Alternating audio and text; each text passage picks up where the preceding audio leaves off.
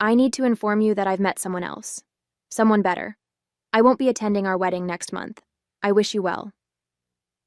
That was the entire email from Ethan, sent at 6:47 a.m. on a Tuesday morning, exactly 32 days before our wedding. I stared at my phone screen, my coffee growing cold beside my laptop, as my world tilted sideways. 3 years together, 8 months of engagement, and hundreds of "I love yous," all dismissed in 4 sentences.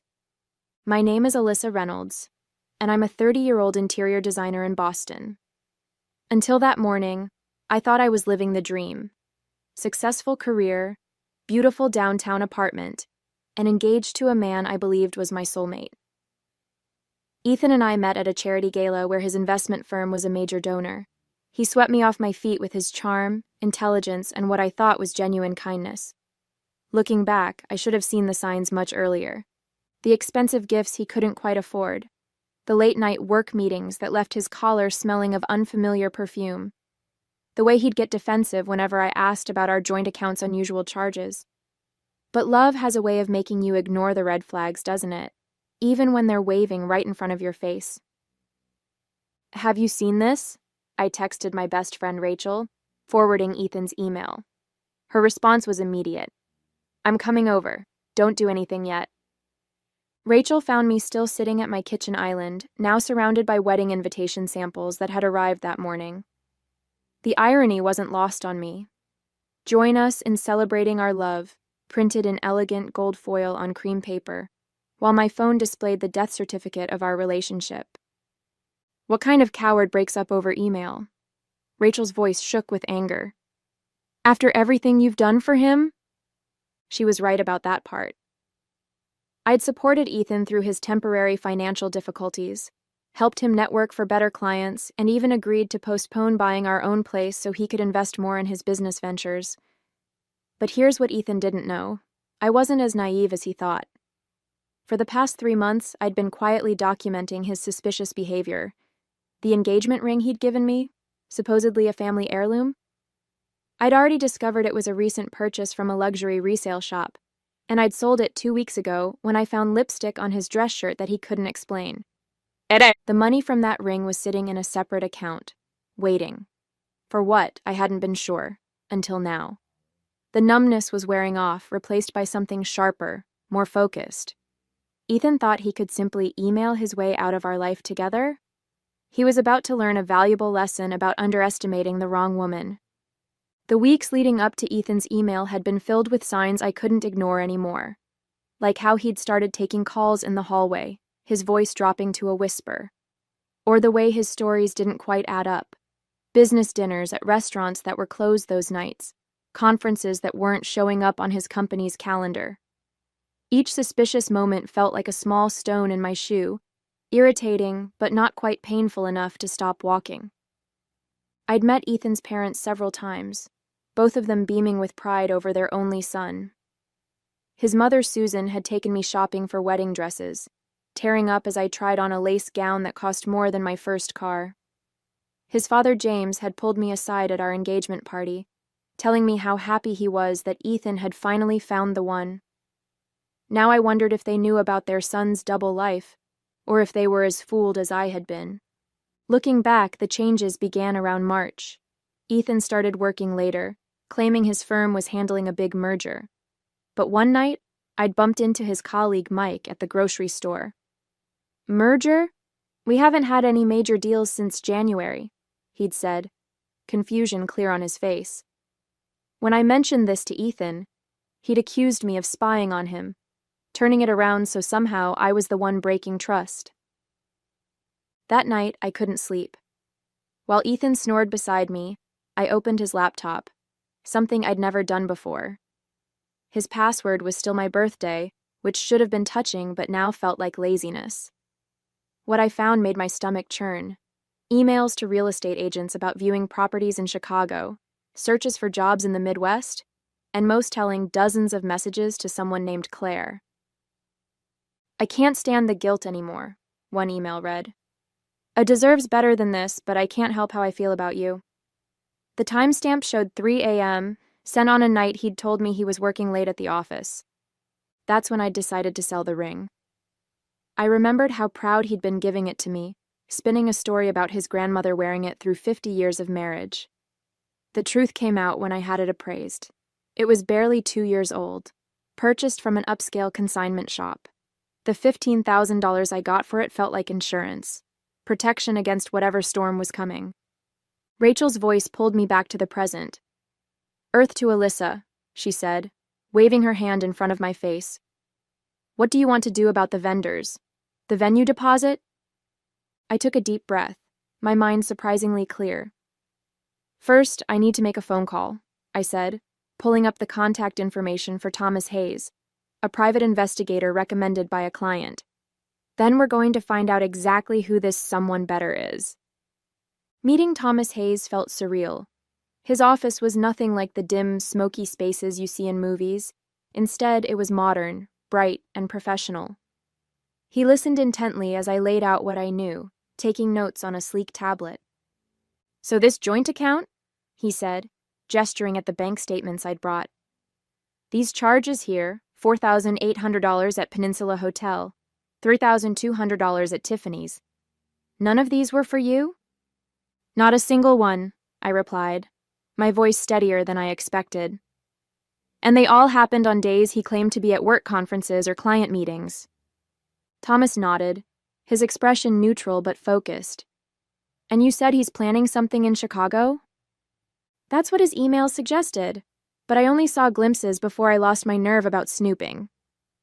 I pulled out my checkbook. "I have $15,000 from selling the ring. Will that be enough?" "More than enough," Thomas assured me.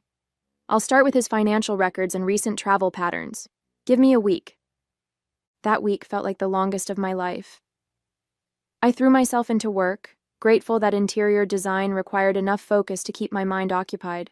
My clients never suspected that their normally cheerful designer was tracking her fiancé's betrayal between choosing paint swatches and ordering custom furniture. Then Thomas called. "Can you meet today?" His office felt smaller somehow as he spread photos across his desk. Ethan entering high-end restaurants with a tall brunette, the same woman getting into his car, receipts for flights to Chicago, hotel stays, jewelry. "Her name is Claire Winters," Thomas explained. "She's a pharmaceutical sales rep he met at a networking event last year. They've been seeing each other since March." March. The month everything started changing. "There's more," Thomas continued, pulling out financial records. "Mr. Bennett has been living well beyond his means. Credit card debt, personal loans, even some gambling debts. It seems he's been using your joint account to maintain appearances with both relationships." My hands shook as I looked through the evidence. Ethan had spent thousands whining and dining Claire while using my money to cover his tracks. The Chicago plans weren't just about love. He was running from debt collectors, planning to start fresh with Claire in a new city. "What are my options?" I asked. Thomas leaned back in his chair. "Well, that depends on what you want. We have enough here to cause serious problems with his firm. They have strict policies about financial disclosure. We could also ensure Claire sees these credit reports and collection notices. Or we could do something more strategic. Make him face everything at once, his lies, his debts, his carefully constructed house of cards. But it would need to be handled carefully." I thought about Ethan's dismissive email, his casual cruelty in discarding our relationship. A plan began forming in my mind. "Tell me more about being strategic," I said. The first phase of my plan started with a simple text to Ethan. "I accept your decision. I just need you to come get your things." His reply was almost insultingly quick. "I'll send movers next week." "No," I responded. "There are personal documents and family photos. You need to come yourself. Friday at 6. While waiting for Friday, I stayed busy. Thomas had discovered that Claire's company had strict policies about dating clients, and guess who had recently signed a major contract with her firm? I also learned that Ethan's boss, Richard, was a stickler for ethical behavior, especially after a recent financial scandal at their firm. I invited Rachel over to help me set the stage. We arranged Ethan's things neatly, including printouts of his secret emails with Claire, bank statements showing his extravagant double life, and photos from Thomas's surveillance, all sitting innocently in labeled boxes. At 5:55 p.m. on Friday, the doorbell rang. I opened it to find not just Ethan, but Claire beside him. My heart lurched, but I kept my expression neutral. She was beautiful, I had to admit. Tall, elegant, and looking very uncomfortable. "So, I thought it would be better if we were honest about everything," Ethan said, his usual confidence wavering slightly at my lack of reaction. Claire wanted to... "Perfect," I cut him off. "You're both here. Come in." They followed me into the living room, where Richard, Ethan's boss, was already sitting on my couch. The color drained from Ethan's face. "Richard, what are you—" "I invited him," I said calmly. "Since we're being honest about everything. Those boxes are yours, by the way. Feel free to look through them." Claire reached the first box before Ethan, pulling out the credit reports and collection notices. Her perfectly maintained composure cracked as she read through them. "What is this?" she demanded, turning to Ethan. "You said you were financially secure. You said—" "There's more," I interrupted, gesturing to the other boxes. "Like the records of how he used my money to fund your dates, and documentation of how he violated his firm's financial disclosure agreements. Oh, and Claire? Your company might be interested in how you've been dating a client." Richard stood up, his face thunderous. "Been at my office, 8 a.m. Monday." "This isn't what it looks like," Ethan stammered, but Richard was already walking out. Claire grabbed her designer bag. "You told me you were practically single, that she was just a convenient financial arrangement. You said—" She stopped, tears streaming down her face, and rushed out. Ethan stood alone in my living room, surrounded by evidence of his deceptions. "Alyssa, please, I can explain everything." "No need," I said. "Your email was quite clear. You found someone better, remember? Although I'm not sure she thinks so anymore." Ethan paced my living room, running his hands through his perfectly styled hair. "You had no right to do this," he sputtered, his composed facade crumbling. "You went through my private information, hired someone to follow me? Just like you had no right to drain our joint account buying gifts for Claire." I kept my voice steady. "Or use my credit card points for your romantic getaways." He grabbed one of the boxes, rifling through documents. "This could ruin me," he said, his voice rising. "Richard is going to fire me. Claire's company will blacklist me. How could you be so vindictive?" "Vindictive?" I laughed, but there was no humor in it. "You ended our 3-year relationship by email, Ethan. You were planning to abandon me with wedding debt while you started fresh in Chicago. And I'm vindictive?" His expression shifted, trying to find the charming smile that had once made me weak in the knees. "Look, I know I handled things badly, but we can fix this. I'll break it off with Claire. We can work something out with Richard. Just help me clean up this mess. The same way you helped me plan our wedding while apartment hunting with another woman." I pulled out my phone, showing him screenshots of his real estate searches.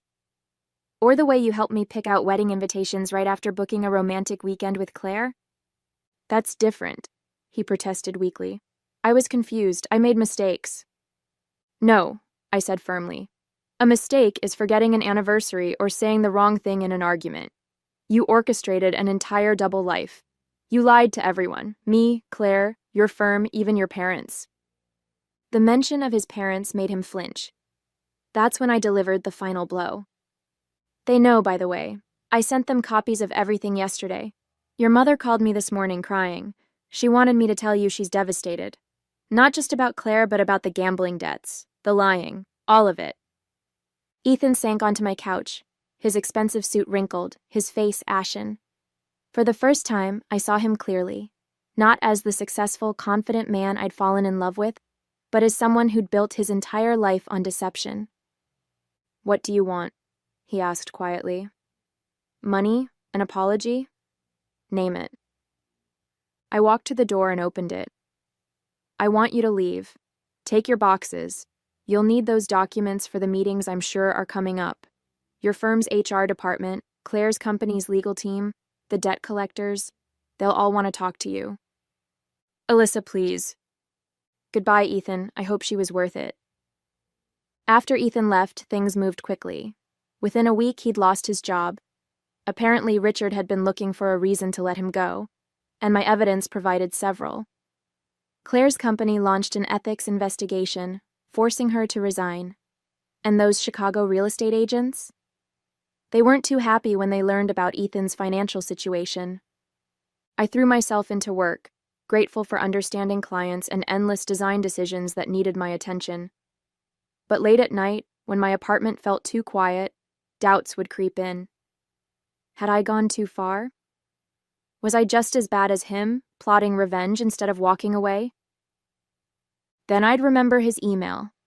4 cold sentences dismissing our entire relationship, the countless lies, the money he'd spent on Claire while telling me we needed to budget carefully for our future. A month after the confrontation, I met Thomas for coffee to close out his investigation. I thought you'd want to know, he said, sliding a folder across the table. Ethan's moved back in with his parents in New Hampshire. His father's trying to help him sort out the debt situation, but it's worse than we initially thought. The gambling wasn't just casual. He has some serious markers out there.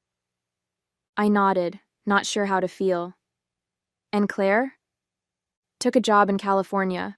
From what I can tell, she wants nothing to do with him. Thomas paused. You know, in my line of work, I see a lot of people seeking revenge. Most of them go about it all wrong. They let emotion drive them to do things that only hurt themselves in the end. But you simply expose the truth.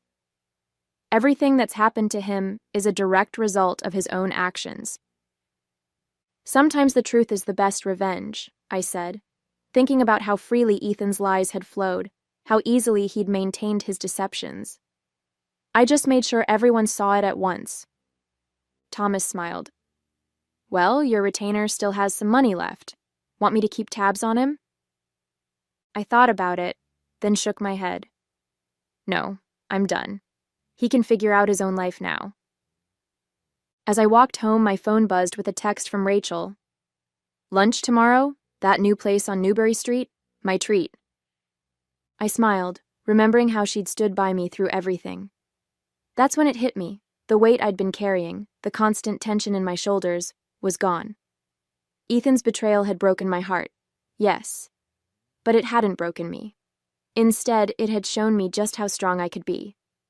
The truth was my weapon, and I'd wielded it perfectly. Ethan had thought he could simply press send on an email and walk away unscathed. Instead, his carefully constructed house of cards had collapsed, leaving him to face the consequences of every lie he'd told. The next few months brought changes I never expected. Without Ethan's constant drain on my finances, my savings grew rapidly. I started taking on more high-end design projects, clients who appreciated my eye for detail and trusted my judgment. My portfolio expanded, and with it, my confidence. One morning, while grabbing coffee at my usual spot, I ran into Richard, Ethan's former boss. He'd been instrumental in the aftermath of my revelation, though we'd never discussed it directly. Alyssa, he said warmly, how are you holding up? I stirred my latte, considering the question. Actually, I'm doing really well. Better than I expected. He nodded, then hesitated. Listen, I should have told you this sooner. We'd been investigating Ethan's accounts for months before everything came out. There were irregularities we couldn't ignore, but we had no idea about the personal side of things. You, Claire, the gambling, you did us a favor, bringing it all to light at once. I just needed the truth to come out, I replied. Everything else was just consequences. Well, speaking of consequences, Richard continued, we're redesigning our office space, all 40,000 square feet. Would you be interested in submitting a proposal? Your reputation in the design community is excellent, and after everything, well, let's just say I trust your attention to detail. That project became my biggest yet. A complete corporate office overhaul that would put my firm on the map. The irony wasn't lost on me. Ethan's downfall had led to my biggest professional breakthrough. My parents, who'd been heartbroken about the wedding cancellation, now proudly told friends about their daughter, the successful businesswoman.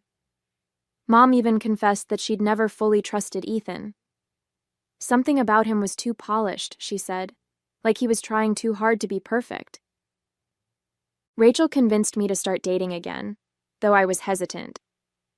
Not everyone is hiding a secret life, she insisted. And now you know the red flags to watch for. She was right about the red flags. I found myself noticing things I might have overlooked before. Inconsistencies in stories, subtle manipulations, the way some men talked about their exes. Each observation felt like a small victory, proof that I'd learned from my experience rather than being broken by it. The last ties to Ethan unraveled slowly. His mother called one last time, apologizing again for her son's behavior and returning a family necklace I'd left at their house. I donated all the wedding items we'd collected. No point in keeping reminders of a bullet dodged. The save-the-date cards, the venue deposit, the carefully chosen color swatches, all of it went away, making room for new possibilities. Sometimes, usually late at night, I'd think about Claire. Had she been as fooled as I was? Did she lie awake wondering which parts of her relationship with Ethan had been real? I hoped she'd found her way to a better life too, free from his web of deception. The engagement ring money, my inadvertent escape fund, turned out to be seed money for expanding my business. I hired 2 junior designers and moved into a proper office space. Every time I signed a new client contract or approved a design concept, I thought about Ethan's dismissive email. He'd thought he was ending my story, but really, he'd just freed me to write a better one. Almost a year after Ethan's email, I received an unexpected message from Claire. She was back in Boston briefly and wanted to meet. I agreed, more out of curiosity than anything else, and we arranged to meet at a quiet cafe away from the business district. She looked different from that day in my apartment, less polished but somehow more real. She'd cut her long hair into a practical bob and traded her designer clothes for simple business casual. We ordered coffee and sat in awkward silence until she finally spoke. "I've been wanting to thank you," she said, turning her cup slowly. "Not just for exposing Ethan, but for doing it the way you did. All at once, with everyone present. It was humiliating at the time, but it was like ripping off a bandage, painful but quick." I nodded, understanding exactly what she meant. "How are you doing now?" "Better, much better. The job in California was a fresh start. I'm dating someone new, an architect. He's real, no hidden life, no secret debts. Just an honest man who actually cares." She paused. "I heard through mutual friends that Ethan tried to contact you?" "He did," I confirmed, remembering the desperate voicemails and emails that had started arriving about 6 months after the confrontation. "I never responded." "Me neither," Claire said, "though he tried hard enough. Sent flowers to my office in San Francisco, called my parents, even tried to reach me through LinkedIn." She shook her head. "It's like he still doesn't get it. He's not sorry for what he did, he's just sorry he got caught." We talked for almost 2 hours, filling in the gaps in each other's stories. Her version of Ethan had been completely different from mine. He'd played the role of a successful single businessman, telling her his long hours were due to building his own investment portfolio. He'd even hinted at marriage, all while planning a wedding with me. "You know what the strangest part is?" Claire said as we prepared to leave. "In all the time we dated, he never once let me see his place. Always had an excuse, renovations, bad timing, nosy roommate. Now I know why." I laughed despite myself. "He told me he was renovating his office for 6 months straight. I guess juggling lies gets complicated." Before we parted, Claire handed me an envelope. "These were in my things. I thought you might want to decide what to do with them." Inside were photos of Ethan and me from happier times. Parties, vacations, casual moments I hadn't known were photographed.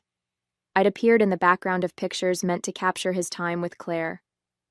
I dropped the envelope in the first trash can I passed. Those memories, like Ethan himself, no longer had any power over me. My life had moved in a different direction, one with more honesty, success, and genuine relationships than I'd had when I was planning a future with him. That evening, I had dinner with Rachel and told her about meeting Claire. "You both dodged a bullet," she said, raising her glass. "Here's to seeing through the lies and coming out stronger." I clinked my glass against hers, thinking about how far I'd come. "Here's to knowing your own worth," I added, "and never settling for less." Looking back now, I can hardly recognize the woman who received that cold email from Ethan. She was someone who thought love meant accepting lies, who measured her worth through someone else's eyes. The journey from that morning to where I am now wasn't easy, but it transformed me in ways I never expected. My design firm has flourished beyond my wildest dreams. The project for Richard's company led to other corporate clients, and I've had to hire 3 more designers to keep up with demand. Last month, a prestigious design magazine featured our work on their cover. A beautiful restoration project that perfectly captured my philosophy of blending elegance with authenticity. The money I got from selling Ethan's ring turned out to be the best investment I ever made. Not just financially, but emotionally. It taught me to trust my instincts, to act decisively when something feels wrong. That lesson has served me well in business and in life. Rachel jokes that I should thank Ethan for setting me free, but I don't give him that much credit. My success came from choosing myself, from refusing to let his betrayal define me. Instead of drowning in hurt and anger, I channeled those emotions into building something meaningful. Sometimes new clients ask about the ring-shaped tan line that's still faintly visible on my finger. I used to feel embarrassed, but now I tell them the truth. It's a reminder of when I chose truth over comfortable lies, strength over safety, and self-respect over settling. That fading mark represents not what I lost, but what I gained: my independence, my confidence, and most importantly, my belief in myself. Last week, I was meeting a new client at the same restaurant where Ethan first proposed. As I waited for her to arrive, I caught my reflection in the window. Confident, successful, at peace. The hostess recognized me and mentioned that Ethan had been in recently, looking worse for wear, trying to impress a date with stories about his upcoming business ventures. Some things never change. But I have. The woman who once desperately tried to understand his lies now runs a thriving business built on transparency and trust. The engagement ring money that was meant to bind me to him instead set me free. Sometimes the universe has a sense of humor that way. Rachel tells me I should write a book about my experience, but I don't think that's necessary. Instead, I share my story with other women who come to me feeling trapped or betrayed. I tell them what I wish someone had told me, that sometimes the worst thing that happens to you can lead to the best version of yourself. I still believe in love, but now I know it should never require you to compromise your integrity or ignore your instincts. Real love builds you up. It doesn't tear you down. It's based on truth, not carefully constructed lies. The tears and heartbreak of that Tuesday morning email feel like another lifetime now. In choosing to fight back with truth rather than sink to Ethan's level of deception, I found my own strength, and that, more than any revenge, has been the sweetest victory of all.